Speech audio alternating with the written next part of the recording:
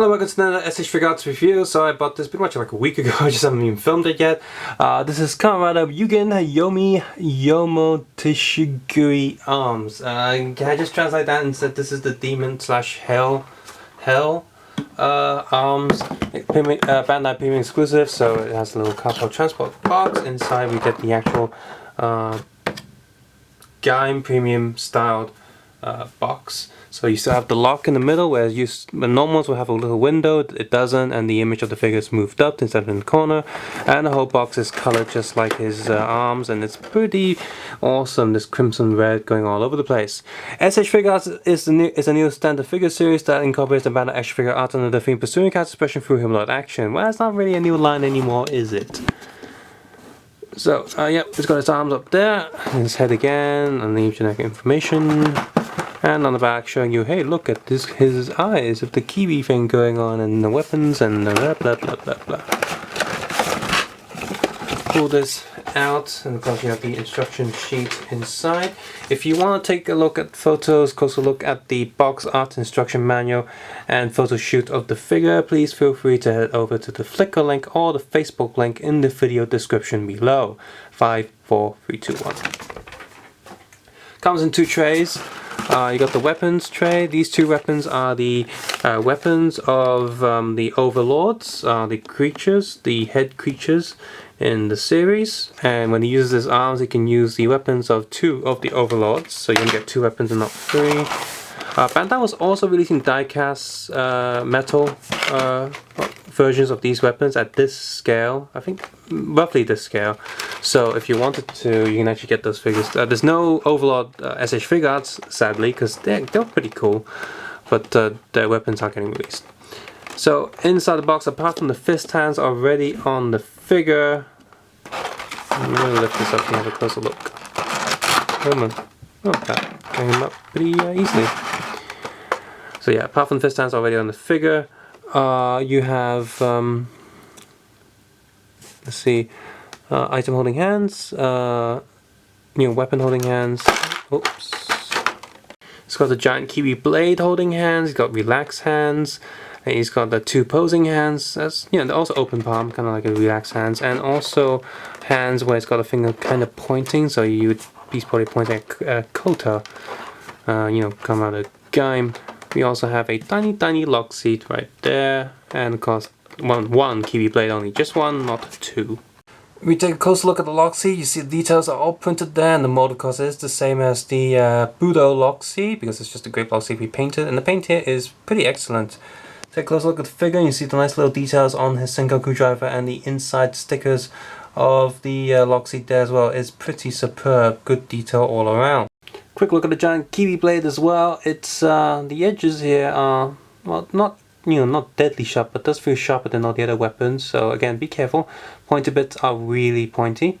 The patterns here and the paint is pretty excellent. For such a simple piece, it does look great. And I don't care for kiwis too much, but this is a pretty cool weapon. Just like all the other Gaim Riders with Sengoku driver, the little protecting piece right there, just to cover it. On him, there's a plastic piece here. It's kind of sharp, protecting the cape, and there's a little plastic sheep in his body. This front piece, is it gonna come off? Come on. Goes on the back, so back one comes off. So what about you, frontsies? Come on. Come on, you're supposed to be able to just pull it out. Guess not.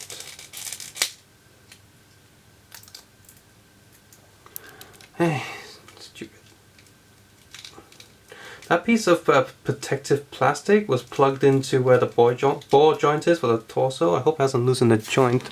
And I really hope this one doesn't have the loose lock seat syndrome like some of them have. Now, of course, most of him is just pretty much remotes of Budo arms and kiwi arms. A kiwi arms, as I figured, was on display at one of the Japanese toy shows. So they have the mode there for that. But there's been no announcement of when kiwi arms would get released. yeah, like I said, we have here nice little patterns molded there, and from what I remember in the show, this looks pretty accurate. This weapon of the Overlord, this giant axe. It's not sharp here, so that's good. But it's the pointy ends. Do be careful with those. The staff itself is not the most durable thing, so I do worry if I might snap it or not. So if I push too hard, so do be careful with this piece. And it looks, it is not a single piece, so I've got a few pieces more to that. And on the other one, again, the staff bit is slightly soft-ish, but do be careful. These blades as well, these are really thin blades, as well as having holes cut through them. So yeah, you also have some of the fruit from the forest, Helheim forest. You got the Helheim fruits right there. So don't eat it; you will become an infest. But yeah, these are there, and got a little metal ring hanging them. Pretty decent. Go to articulation. Oh, there goes the lock seat. Please don't be loose completely. Come on. So let's go through articulation. You got a double neck joint, up, down, sideways, sideways. The little kiwi blades do affect it a little bit, not too sharp there. Full rotation. Flappy shoulder pads, just like Budo arms, because this is part of the Budo arms. Got the Budo chest, so this moves a little bit. It's got a little bit of give, just for the arms and stuff to move around. So double ball joint there, up, down, sideways, sideways. Rotates, not full rotation, rotates as much, just about like a normal human being. So that's okay. Little boss socket in there, up, down, rotation, full rotation, double elbow joint, hands on the ball pegs on the swiveling arm, leg goes up, ripped cape kind of blocks some articulation, back, rotation here, full rotation, double knee joint, toe goes up 90 degrees, up, down, sideways, sideways. Kamen Rider Ryugen hell arms. Yeah, it strictly speaking didn't even appear for more than an episode. Yeah, it was at the end of one episode and appeared at the start of the other. It was pretty much less than 20 minutes. It was like, haha, I have this lock seat. Oh, it bloody hurts. Oh, it didn't really work so well. But then Bandai was able to make money from a lot of us for selling a lock seat and this bloody figure. Did they do an arms change series for this? I think, yeah, they did. So that's at least 3 products with this thing, and they're going to come with key arms at some point. So they don't have to spend that much money on remolding on these new things because there's a lot of same molds here. However, as a visually, this is a pretty cool arms and figure. I do like the look of this figure. I do like the combination of different arms. The red coloring and the gold is pretty awesome. Definitely has that, that hell feel. I think this figure looks really good. Obviously, most of the figure here is just a remold of the Ryugen figure, the Budo arms figure. So if you have Budo arms, you know what to expect here for the most part. The head looks a bit different, but really, it's just on the same ball joint anyway, so who cares? It's pretty much the exact same figure with new paint, new accessories, and a different head. All in all, I do like this figure. I do like the weapons come with. It would be nice to finally get kiwi arms. And yeah, in terms of quality, the molding is fine. There's no scars anywhere. The tramp stamp, made in China mark, is hidden pretty well.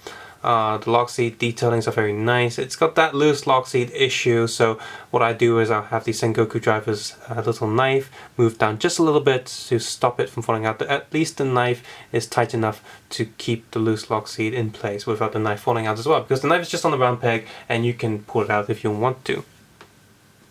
The metallic case is also pretty cool. So I don't know, this is a decent S.H.Figuarts. Now, I'm only going to recommend it to those people who really want to collect every single Kamen Rider from Kamen Rider Gaim. If you really like the show and you collect S.H.Figuarts, then by all means go out and get it. But if you're not too bothered, this is definitely an easy skip, because like I said, it doesn't even, this version of the armor does not appear in the show for more than 20 minutes, maybe even 15 minutes. It's just sort of there, just like Kamen Rider Jam at the end of the Gaim series. It just appears at the final battle for the last episode. Even the Gaim Gaiden riders appear longer than some of these. So it's not a necessary pickup. Just get it if you have to, if you really like every single Gaim rider, and skip it if you only need the main forms. Subscribe, suggest, and comment below, and of course take care and have a nice day. Bye.